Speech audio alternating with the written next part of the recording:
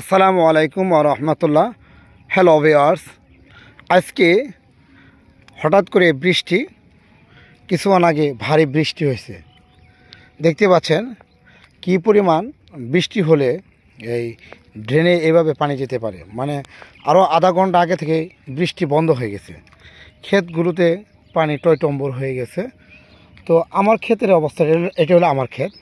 তো আমার ক্ষেতের পানি নিষ্কাশনের যে ব্যবস্থাটা আমি অত্যন্ত সুন্দরভাবে করে দিয়েছি। দেখছেন, যারা ক্ষেত আবাদ করবেন অবশ্যই ক্ষেতের প্রতি ভালো আগে যত্ন নিতে হবে।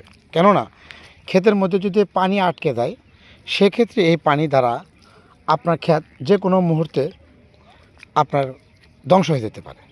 বিশেষ করে পানির যদি পরিমাণটা বেশি হয়ে যায়, কিন্তু এরপরেই এই পানি থেকে পচ করা ধরে এবং চারাগুলো আর টিকে থাকে না। আর একটা দেখতে পাচ্ছেন, এই যে গাছের প্রত্যেকটা গাছের গোড়া আপনার এই হেলে দুলে পড়ে যায়, তাকে সাপোর্টে সে খুঁটি দিতে হবে এবং এভাবে বেঁধে দিতে হবে, যাতে করে বৃষ্টির সাথে যদি বাতাস হয়ে যায় তাহলে সেক্ষেত্রে আর কোনো ভয় থাকে না।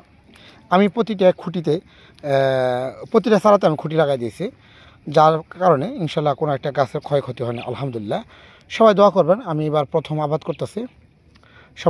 সবাই ভালো থাকুন, সুস্থ থাকুন। আল্লাহ হাফেজ।